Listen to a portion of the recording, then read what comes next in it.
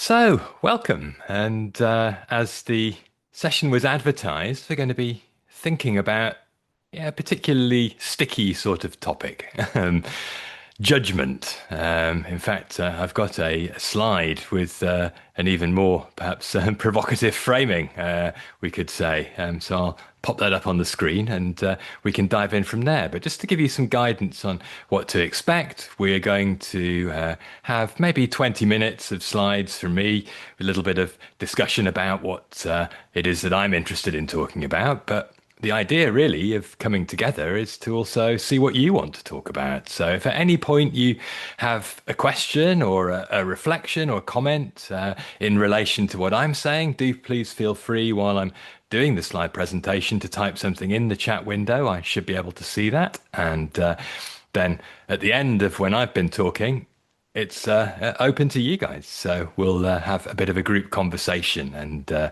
chance to ask questions. We'll have a little think about some of the ways in which older ideas relate to today. And perhaps even, depending on how things look, we'll break out into smaller groups just to chew something over for a couple of minutes together.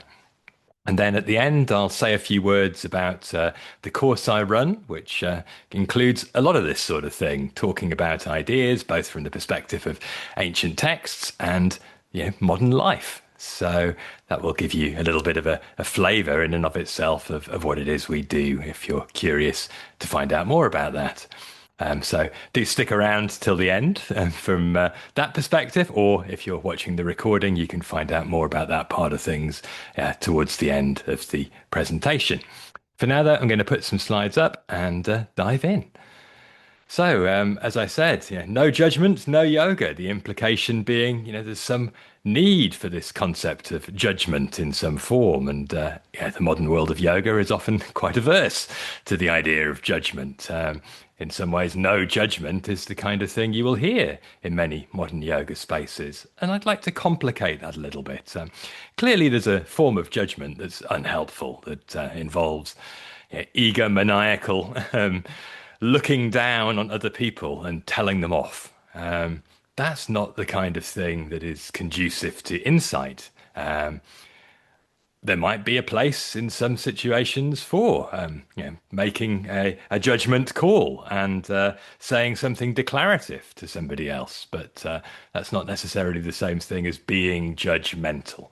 So I do want to acknowledge there is something about judgment that we might need to park, but there are many other aspects of it which I think are very helpful. We have here on this opening slide picture of the Vedic deity Varuna, who is in some ways the god of justice, preserving natural order, weighing things up, trying to keep things in balance.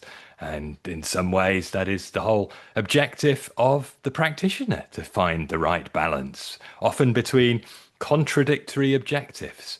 The simplest example you can think of perhaps from Patanjali's Yoga Sutra, practice of yoga is both abhyasa and vairagya. So it's doing something while also letting go. And doing those two things at the same time is quite tricky, but finding a creative tension between them is important. So there's often these dualities, even in systems of non-dual philosophy, that need to be integrated somehow into a kind of balance. And making wise judgments is part of that process of weighing things up. So that's the basic framework, and therefore I want to suggest that there is value to making judgments. Might sort of hear the idea in there as well of a value judgment, and I think really that is the kind of judgment that's helpful to prioritize values that are supportive of the objective. And in terms of yoga practice, that traditionally was liberation. And there are many different ways in which that might be defined. Perhaps in the modern world, we have slightly lower bar in terms of our orientation, which is fine. But the question is always, what is conducive to progress on the path? And that involves weighing things up and making judgments, perhaps most importantly, about what is useful for ourselves in relation to the values that support our objectives. So that's the spirit in which I'm inquiring into this concept, and I'll show you a few examples of how it comes up. So the first thing here is from the Katha Upanishad, which is the oldest text to talk about yoga in recognizable form. The word does exist in earlier Sanskrit sources, but doesn't really have anything to do with inward focus or transcendent insight or freedom from a cycle of births, which is what the Katha Upanishad explains it presents.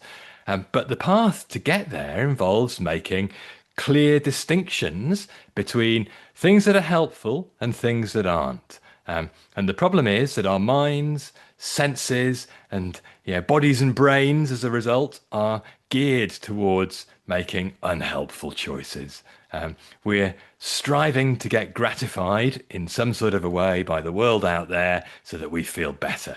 And the whole idea of yoga is that there's a light of awareness inside us which gives us all the satisfaction we need. And therefore, if we want to avoid the problem that drives the cycle of birth, striving in the world, pushing forwards with momentum sustained by desires that turn into actions that lead to effects on the mind when we do or don't get what we want, then some sort of way of assessing the distinction between that which is truly beneficial, here, shreyas, the good, and that which is temporarily titillating to the taste buds, gratifying, preyas, that which is dear to us, but might not be the best thing for us.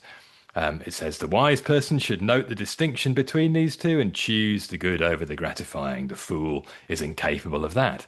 And there's a verb there, vivinakti, which comes from a very important root in this sort of description of what it means to make wise choices. And that root is vich. And vich is to separate things, to divide them. And vivich is a really sort of intensified form of it. So sifting grains, sorting, separating the wheat from the chaff. That kind of metaphor is exactly what this verb is talking about, making important distinctions to find the thing that we're looking for and isolate it from the things that are unhelpful.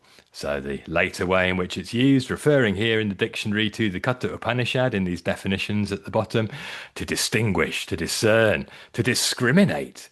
That's obviously a word as well that has, like judgment, all sorts of connotations that might not seem intuitively aligned with yogic values. And yet to discriminate in this way is to make these wise assessments of one thing being one way and another thing being another way. So ultimately, it's about deciding, as this reference to the Mahabharata at the bottom. So having this capacity to choose the right thing, to discern the difference between one thing and another is essential, the Katha Upanishad says, or you won't begin to get anywhere. It describes differences in lots of different ways. We can come back to some of those later, maybe. But for now, I want to highlight also that there is a noun that comes from the same root, viveka, which is in the Yoga Sutra of Patanjali, the most important thing of all. So the 8 limbs of yoga that everybody likes to talk about are only relevant, Patanjali says, because of their capacity to awaken this quality, the ability to make discriminative, discerning distinctions between things. Viveka is this discriminating or sort of judgmental, in that sense, quality that can weigh things up, to be able to classify things according to their real properties, the dictionary says. And khyati is a type of perception. So perception that has that quality, that is what Patanjali says the whole aim of practice is to cultivate.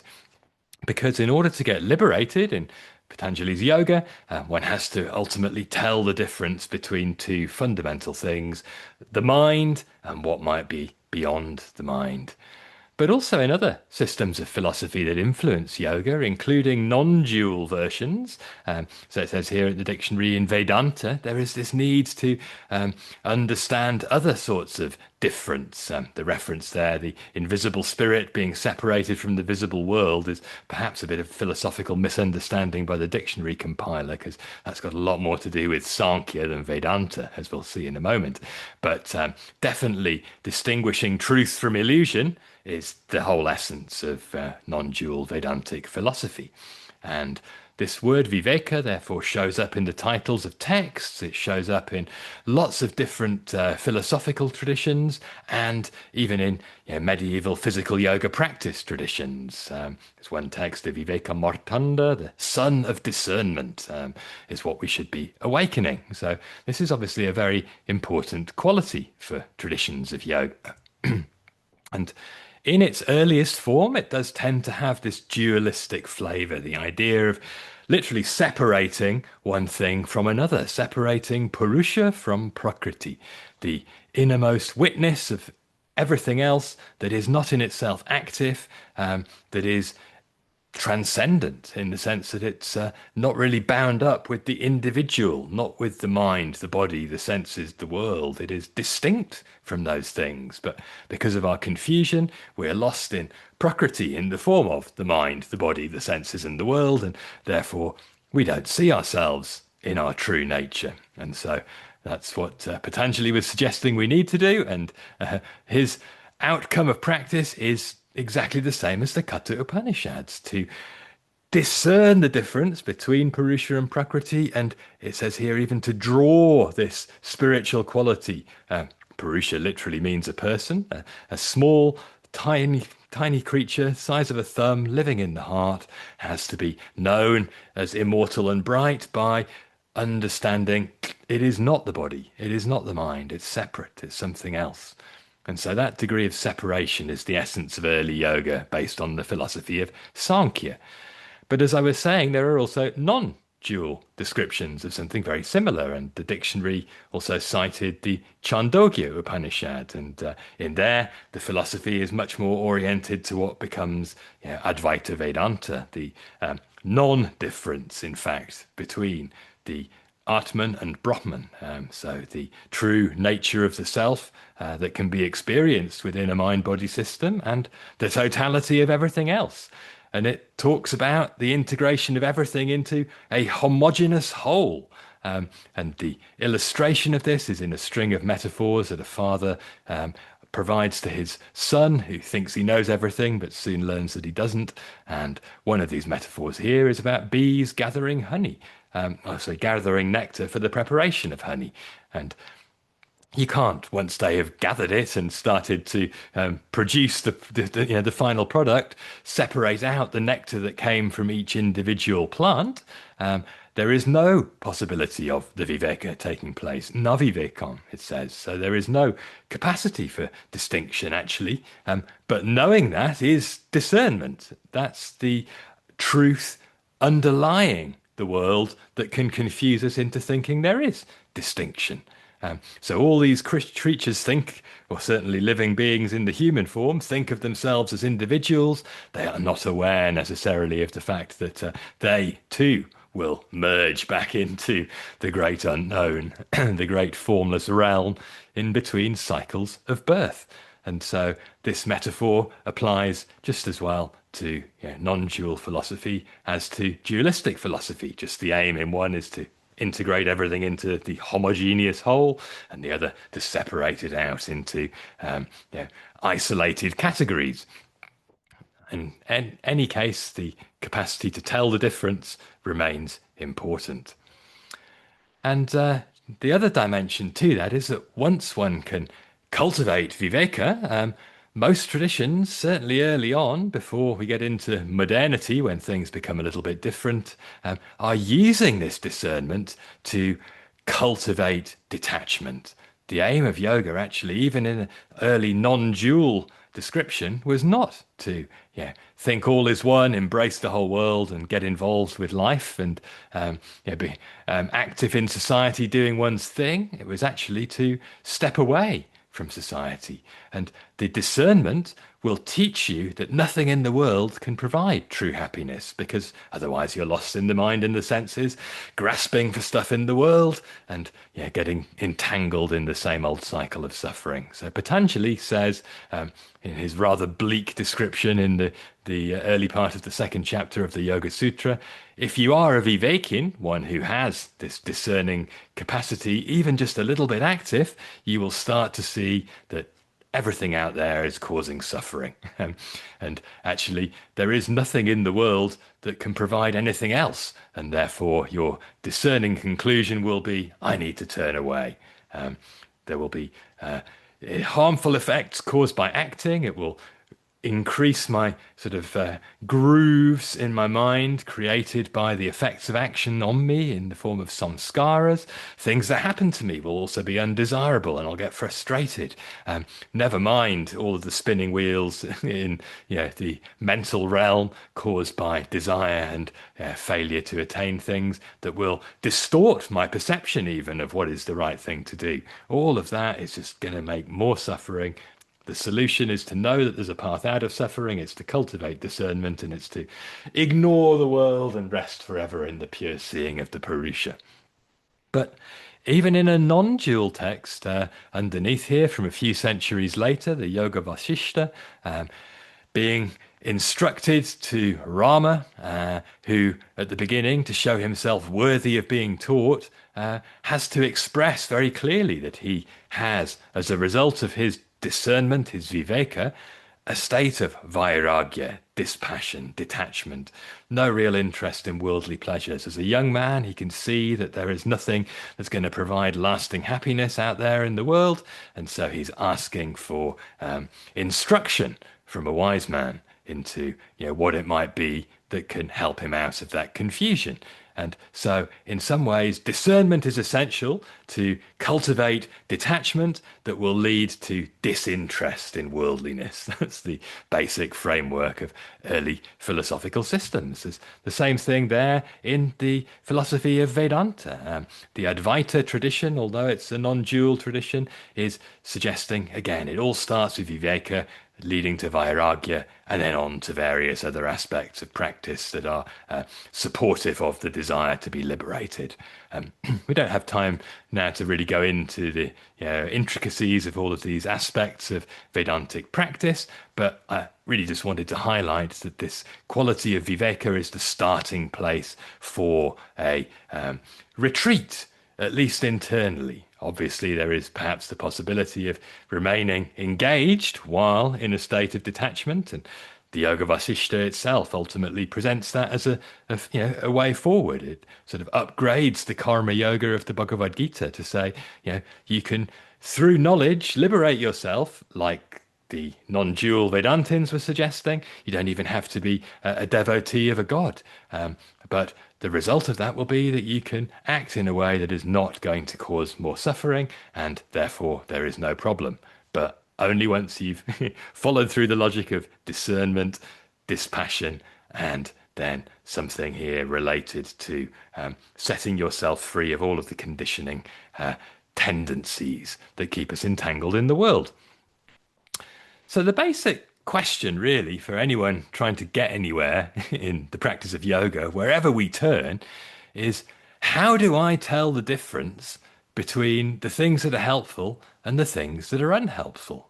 The Bhagavad Gita's last couple of chapters are full of descriptions of things that you need to distinguish, and the metaphor of the three gunas, sattva, rajas, and tamas, is used to explain how to distinguish between that which is truly beneficial, which is often associated with sattva, that which is of a middling quality that might get us moving, have some dynamism, but perhaps ultimately distracting and confusing, is associated with rajas. And then the stuff that's not going to get us anywhere is linked to tamas, darkness and ignorance. So starting from the bottom here, yes, if you don't know right from wrong, you're not going to be able to get anywhere. But the ability to tell right and from wrong, the ability to know when to be active and when to disengage, the ability to actually assess what the right thing to do is, and also when to be concerned about potential outcomes, not just because you're caught up with selfish desire for getting what you want, but because unhelpful things are likely to manifest. All of that is tied up with the knowledge of what keeps us in bondage and what sets us free.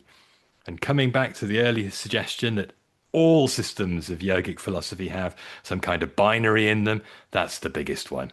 The idea of suffering in which we're entangled, and at the other end of the spectrum, freedom from suffering. And most of us are probably not at either extreme, but instead somewhere in the middle, trying to find some orientation. And the most important question is, are we going that way or that way? And if we aren't able to distinguish between those two things, it's very difficult to have any kind of progress in practice. And so, this ability to discern, to judge, to make wise decisions is essential. Just to come back, though, to a message of caution, it's very difficult to do these things because of the nature of the problem we're trying to solve. We already think we know. We're caught up in these mental constructs of imagining ourselves to be doing quite well, actually, thank you very much, and taking a lot of self-satisfaction in all manner of aspects of our being. And all of that is to do with the spinning wheels in the mind, which create many layers of lenses filtering our vision. In other words, as Patanjali puts it, the state that will keep us absorbed in the vrittis in our chitta rather than established in our true nature as the Purusha. So, unless there's some way of actually recognizing this, cutting through the hype that we're believing about our wisdom when we're actually still confused, then we're again going to struggle to get anywhere. And a quote from a modern context, citing an unsourced verse from the Talmud, saying that actually we don't see the world as it is, we see it as we are, because we're looking through these confusing lenses. So the challenge for us today then really is to start to think about, why don't we see clearly? What can we do about it? And if we were able to see more clearly, how would we start to weigh things up? The modern world is full of examples of people not doing that. The judgments that we're seeing exercised most often are of the finger wagging variety. Polarization in all forms, not just in terms of party politics as depicted here, but division everywhere. People keen to stand up for what they think is right and very clear about what they think is wrong, but not necessarily making wise judgments, either about the nature of this distinction or what to do about it. Instead, there is an increasing tendency to get confused, agitated, distracted, and all of that is limiting the capacity for clear seeing and the discerning distinction between what's helpful and what is not. And so I would like to talk about that. I would like to ask you to think about what is the most important sort of distinction out there today, and what it is that stops us from making it, and what we might try to do about that. So I'm going to stop sharing slides and instead invite you to either unmute and share your thoughts, or if you feel more comfortable, you're very welcome to type things in the chat window, and perhaps we'll even have a little conversation in smaller groups together for a while, depending on how people feel about that. First of all, though, are there any questions? Is there anything that's unclear or that you'd like to respond to?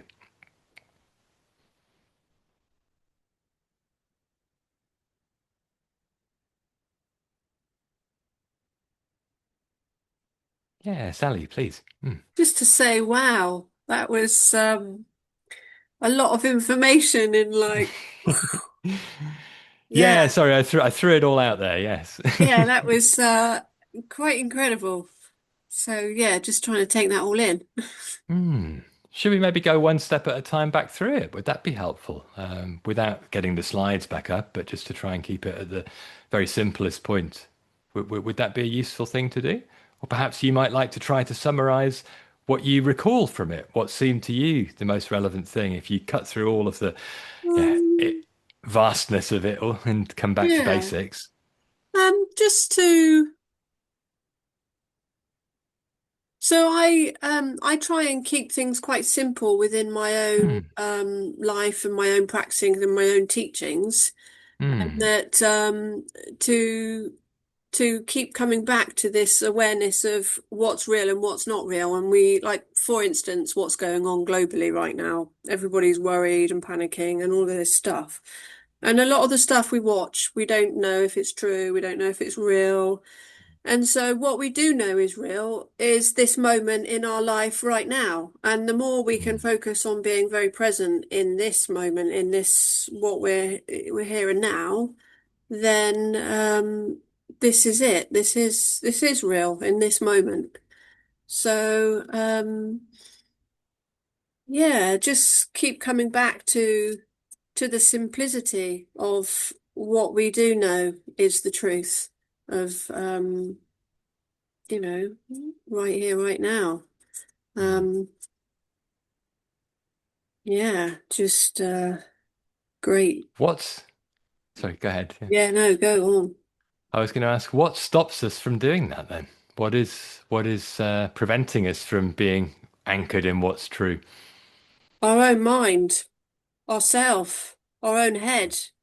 A lot, Mm, people are in their heads too much, and they're outwardly. It's like what you were saying about always seeking for stuff outside to bring happiness, and it's very fleeting. You know, you can buy this and that and get this, and but at the end of the day, it's very short satisfaction when you know the real happiness has got to be found deep within your own heart and not rely on external things, people, places, and things to bring that peace in. mm. Mm. Thank you. I guess the question then arises, given that we've got this conditioning tendency, how confident can we be about the information that we're getting through our minds, even about our present moment experience? I think about my own struggles sometimes to distinguish what's actually happening in, for example, conversation with somebody else from my mentally constructed version of it that I've jumped to conclusions about. That's got a lot more to do with my preconceptions than what's actually happening.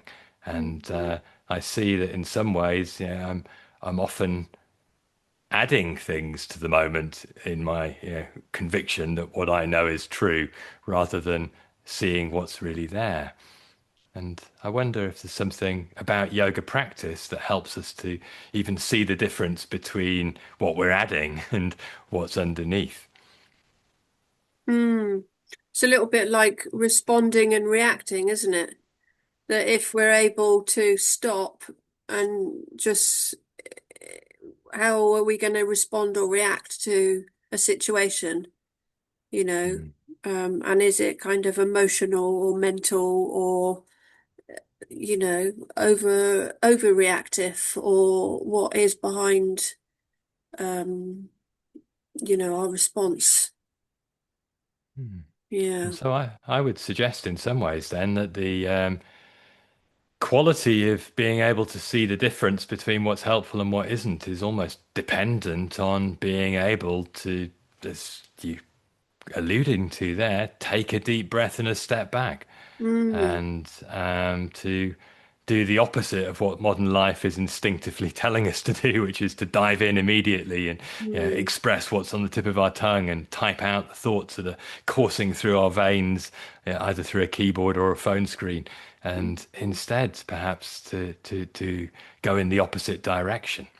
And that's not very intuitive, and that's going to take training. And so it's interesting to see that the ideas from a long time ago are actually perhaps even more relevant to the circumstances in which we find ourselves. But the problem we've often got is that the texts that first provided them weren't really thinking about the decisions that we're trying to make. And so we have to do some sort of bridge building in a way to see how some of those ideas have applicability in this context. I mean, Patanjali's whole premise is that we're stuck in a mind that's full of distraction, agitation, and confusion, and that's now on steroids thanks to the palm-held, monkey machine that gets the mind and yanks it from branch to branch. And so, yeah, I think it's interesting sometimes to go back to the beginning and see how different things are, and at the same time, also how, with a little bit of creativity, we might start to think differently about how to approach the moment as well. That's certainly my invitation to consider a bit more, but I'd like to come back to that in just a second. First, I see Ms. has her hand up as well. Yeah, I was just thinking about something that you said on one of your other trainings. We don't know what we don't know. Hmm. I remember you bringing that up in one of the other trainings, and it just makes me think about this discussion makes me think about the on the sort of communications level, the amount of information that is around at the moment. We've kind of touched on this already. People making judgments about imagery, photographs, incidents that Hmm. they think have happened just from a little snapshot in time, um, completely informed by their own conditioning. And everything that we perceive is informed by our own conditioning. And everyone's Exactly. conditioning is very different. So I think that's why people find it hard to have the right judgment, because we've all been brought up with different paths, with different ways of thinking, with different belief systems. And we could all look at the same image. For instance, I'm thinking about a particular thing that I've seen on the wonderful world of Instagram. Hmm. And actually neatly coincided with my Qigong class on Monday. The teacher brought up a teaching from Shi Heng Yi um, about intention and discernment. And Hmm. when they were in the practice at the Shaolin Temple, Shi Heng Yi gave them this thing to think about, and it was like a scenario to think about. Imagine if you saw a man on the road and he pushed another man, and the second man fell down and hit his head and died. What would you think of the first man? And then to elaborate on that, you find out afterwards that the first man had actually seen a fast car coming and pushed the second man out of the way to save his life. Hmm. What would you think of the first man then? So it's about really about our capacity to think about intention and act with discernment, and also um, make a judgment in a way on the amount of information that we've got about scenarios and what our involvement in those scenarios is. And I think that's what he was trying to guide us to. And this is where this becomes hugely overcomplicated when you think about we don't know what we don't know. So Yeah. it's like it's a bit chicken and egg sometimes. Where do you begin with this? How do we do this? Um, It's a great question.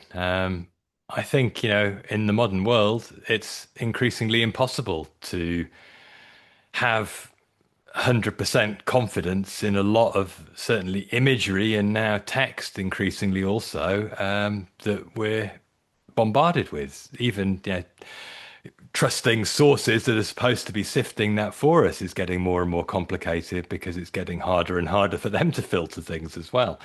There is misleading information that people don't spot that then later gets corrected in major news media. And there is also the impossibility of being clear these days how much of it is from an AI source as well, and what that does to the quality of the information. I know from my own limited experience of trying to catch people cheating on essays that AIs make up a huge amount of stuff, and it's not something that they're ever going to correct. The way that large language models are currently constructed, they are designed to try and please you with some answers to things they are not likely to say. We don't know how much we don't know. They pretend to know. And then when you say, "Oh, but you lied to me," I say, "Oh, I'm so sorry. Would you like me to tell you something else?" No, go away. Stop. Get out. Um, and so I guess what I come back to is almost what Sally was raising and the implication behind it that I was trying to tease out of. I think we just need to pause. And it's really about pausing rather than turning away, because the instinctive response to we don't know how much we don't know, it's impossible to know anymore, is to say, to hell with it, I don't want to know. And there is some case for that, given that a lot of the information that people obsess over is just stuff that we trigger ourselves with all day long and can't really necessarily lead us to do anything constructive about, like the state of the world. I mean, but at the same time, yeah. we live in it, so knowing a little bit about what's going on is important, and somehow to find some way of stepping back enough to ask some critical questions about what we're receiving rather than just immediately responding to it and allowing it to do its thing of pushing our buttons. And I'm increasingly thinking that the best way to practice that is just in how we talk. And the thought that comes to my mind is listening. Listening is so neglected in every form. And the emphasis is always on talking. We want to talk. In conversations, we're waiting to talk rather than listening. And something about listening, I think, has the power to make us a little bit more detached, but not disengaged. So weighing things up, getting into the mindset of curiosity, but also and trying to listen to our response to what we're receiving as well, and then trying to listen to the instincts in us that want to arrange information to suit our preconceptions, and to ask, actually, almost going again against the grain, am I just confirming my own bias here? Is that what I'm doing? Is that why I'm even seeing this in the first place? Because the world's set up to try and do that for me now in order to keep me switched on to my screen. So there's so many questions of this sort that can arise if we get a bit more curious and a bit more detached, I think. So yeah, there's lots of ways in which the basic idea of stepping away can be very helpful, especially if we don't take it to its logical extreme in the way that world renouncing ascetics used to, and start to think about how can we integrate something of that quality into, being part of modern life. Any other thoughts or questions around this? About staying open to possibilities as well, Jessica observes. Yeah, that's a good point. It's somehow to not close down does seem to be the key, because it's so easy to have the idea that it's just overwhelming in the first level, the amount of information out there, including in this talk, and at the same time, it's all very unclear how reliable the information is. So the easiest thing to do is to retreat into what I do know. And actually, sometimes it's very hard to find anything reliable. How many of our thoughts are reliable? Um, we come maybe to the felt experience. Sometimes that can be a little bit more trustworthy. Perhaps the simplest thing to come back to is, are we breathing? And maybe there's some reliable information. That's pretty much happening. Otherwise, we're probably not going to be around to even ask the question. So coming back to basics can be a good reset in that sense. Anything else anyone would like to raise before I suggest we maybe have a little bit of small group conversation just for a few minutes?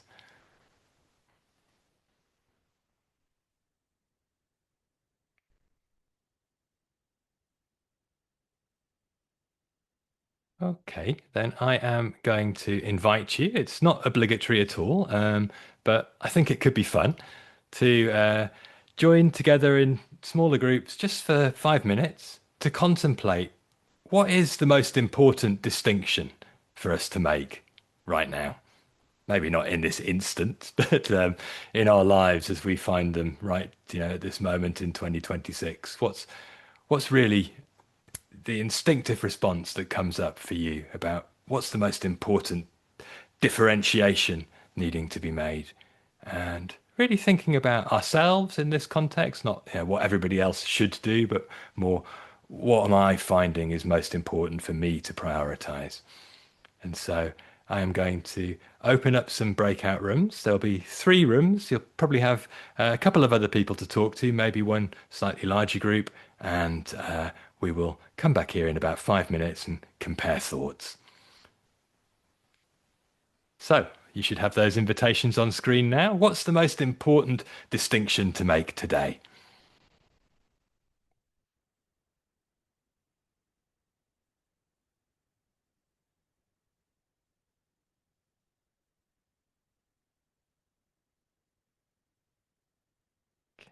So as I was saying, it's obviously totally optional if you would prefer to stay in the main room. I'll be back in a moment to start again. But if you're up for it, now's your chance.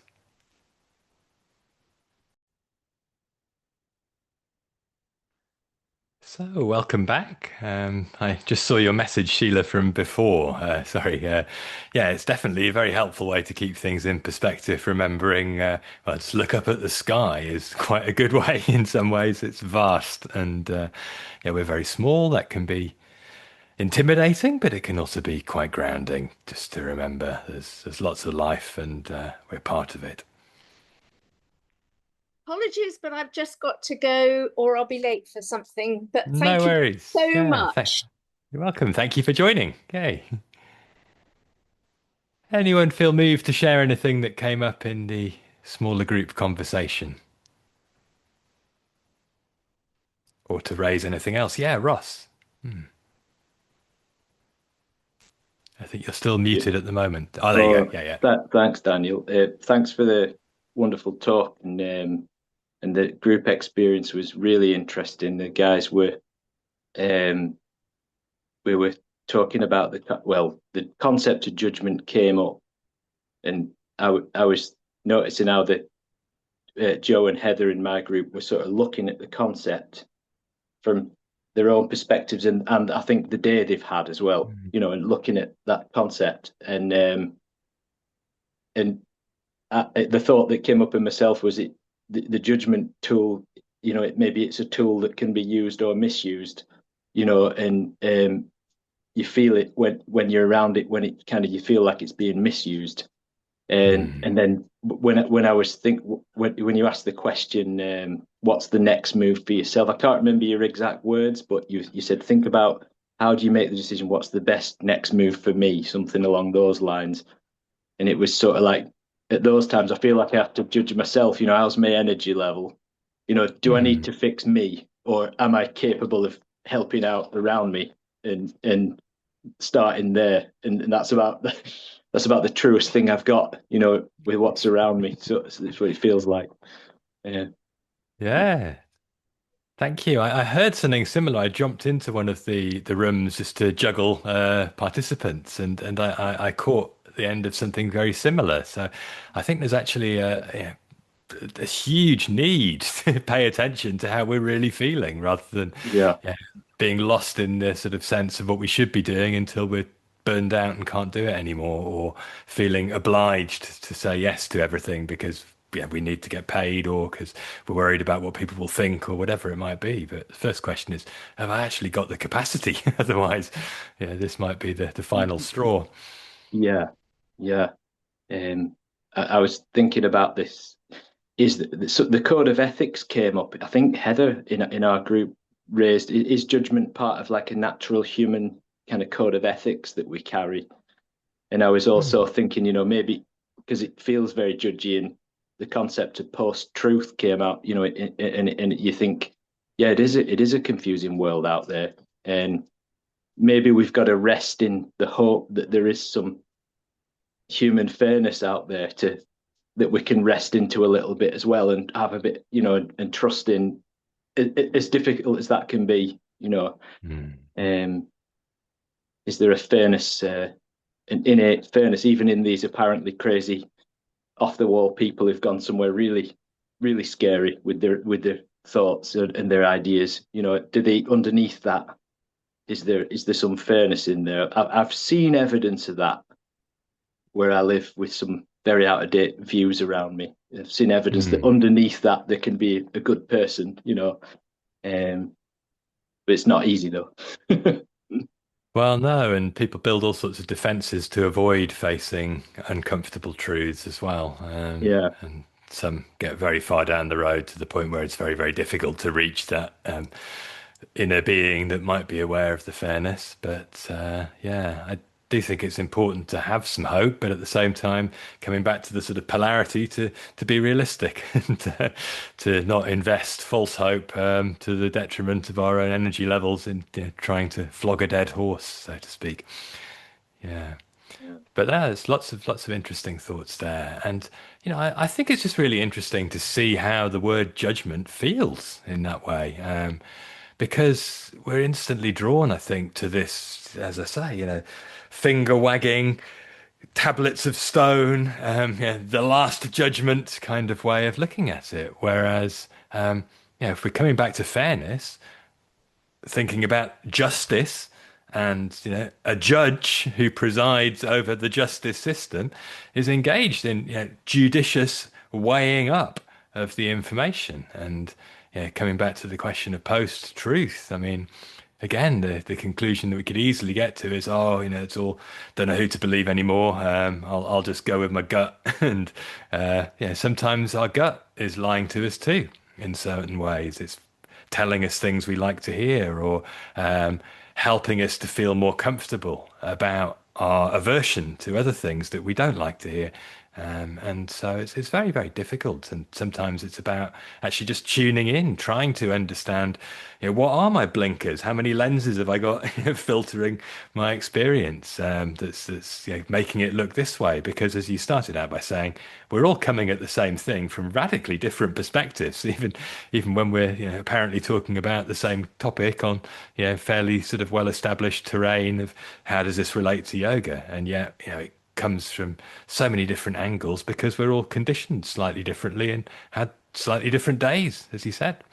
I It's think really quite. maybe even just taking it down to a very basic level, really, it's just isn't it surely all about understanding self? And I think both in a sort Yeah. of understanding what we are at our essence, which is all we are basically, is again, I mean, I would say my philosophical belief is definitely Advaita Vedanta. So I think all we are is kind of, is basically awareness. But even via different modalities as well, I think if we understand where our judgments, I mean, I personally would again associate judgment with a degree of negativity, but understanding where they emanate from and understanding ourself, and really the other kind of exiled emotions, that basically how we manage those becomes a form of judgment. But if we're silencing our mind and achieving a stillness so we actually understand that, we can begin to understand ourselves and therefore begin to understand the world, as it were. I mean, I know that sounds really simple and maybe a bit reductive, but I think it's as easy as it is to say, I think as hard as it is to do, Yeah. in I think it's very cases. helpful to come back to basics in that respect. And both you and Sally have made very good points and presented them clearly and well in relation to that. Coming back to first principles is essential, really, in the face of all of this chaos and overwhelm out there. But I also feel moved to suggest that it's not so simple if we live in the world, because there are sort of worldly things that require us. I mean, let's come back to the really sort of basic level of, I had that slide of political division. I'm not going to suggest we need to think about politics as a yogic practice, but there are decisions to be made and they do have consequences. And so there are lots of ways in which reality requires us to pick one thing over another thing.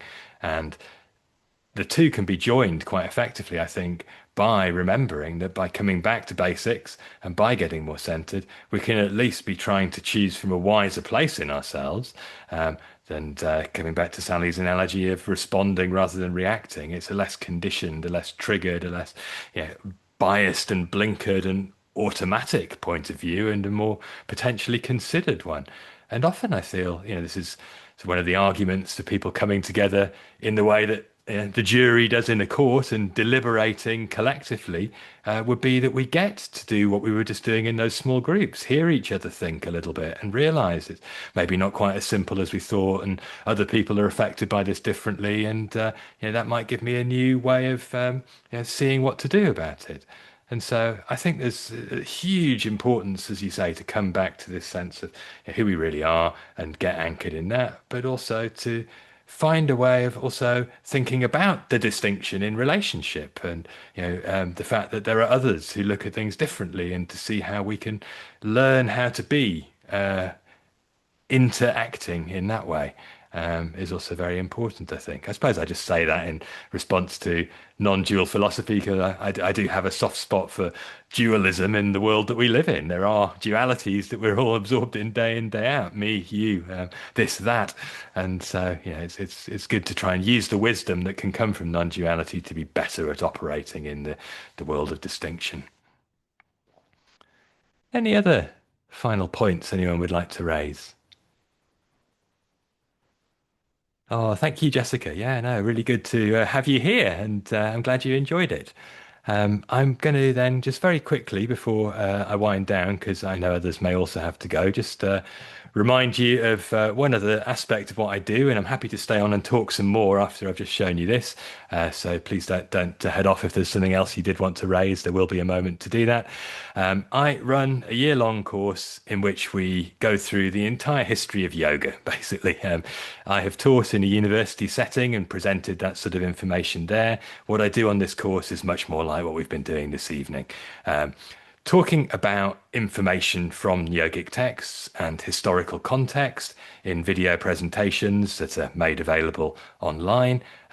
Also sharing a bit of reading to give you a window on the scholarly worldview about this sort of stuff, but then meeting in the way that we have now to think about it practically and to relate any of this rather arcane and abstract academic perspective to the reality of now, trying to build a bridge really between scholarship and practice, but also between analysis and critical thinking skills that are useful in day-to-day life, to see how actually some of this engagement with things from an inquiry perspective can be common to both spiritual practice and intellectual endeavor.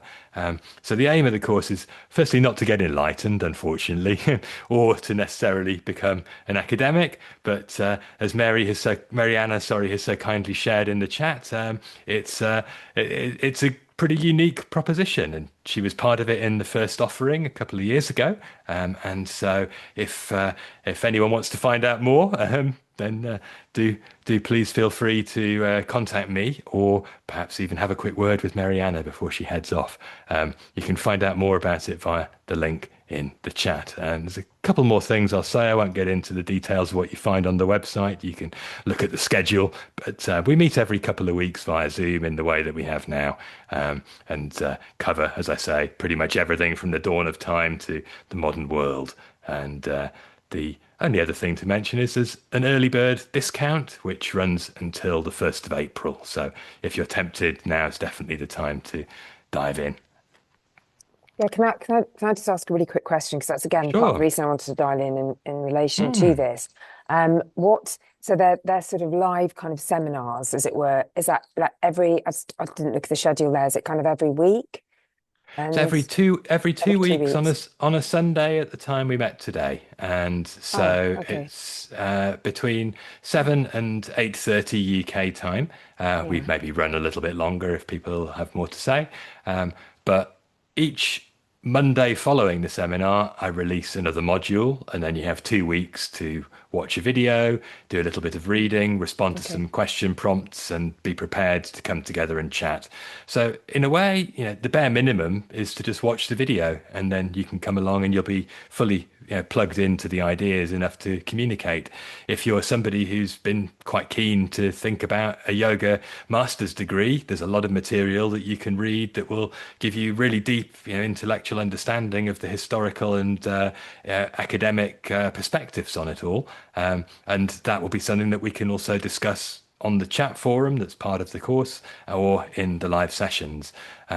But there's no obligation to approach it from that perspective, and there's also absolutely no obstacle to doing so.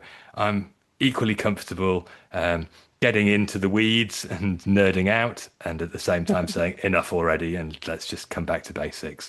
And I try to make it something that can accommodate both. Obviously that's not always possible. There's sometimes when people think, oh, it's a bit too much, and other times when people think, come on, let's really get into it. I want to understand the debate between this worldview and that worldview, and so we try to strike a happy medium.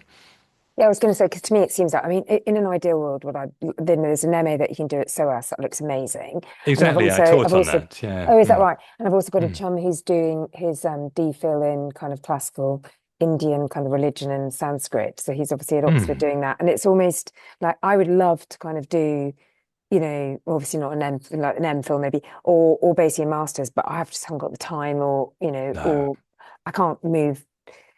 So I think this to me seems like a really beautiful kind of, balance and compromise between like not as structured learning as that, but not like some of the kind of learning programs I've done, which are kind of quite basic, if I'm going to be honest. They seem to be, it looks really, really interesting to me. So I'd love to look into it because it looks really fascinating. Well, thank you. And if you do have further questions, or it would be helpful to have a longer chat, you're welcome to set that up with me, and we can figure it all out. But the simplest way of summarizing it is, I mean, I used to teach one of the four components of the SOAS master's degree, the history and philosophy of yoga, basically, and yeah, the course material is based on what I presented there, but it's adapted a little bit to be a bit more practitioner friendly.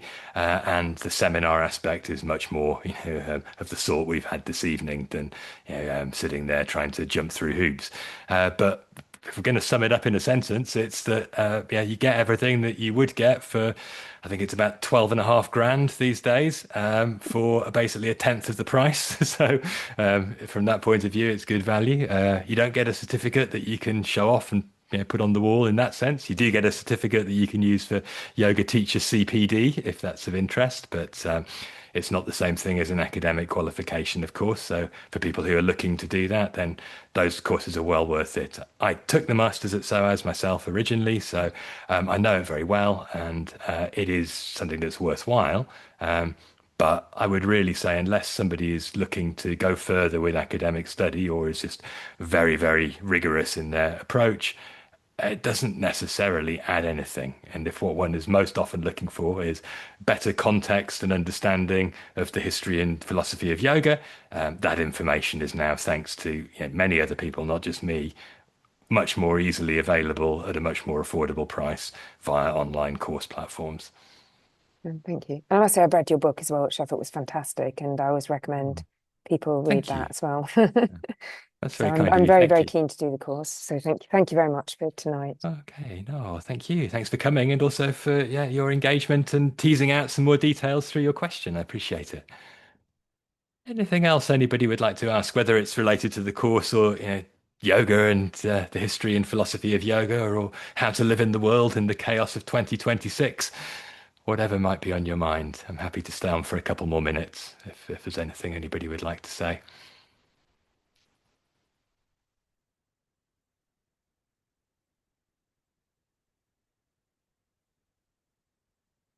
No. Aha, I see Debbie. Hello, Debbie. Hey. Next time it'll be a Thursday, I promise. Okay, in which case I'm going to suggest that we wind down for now. But seriously, do please get in touch. There's a link where you can contact me via the website if you're watching this later. But you will also probably be watching it because I sent you an email. So you can just reply to that email if there's anything you'd like to discuss further. And I'm happy to find a time to just have another chat online if that's a helpful thing to do to give you more information.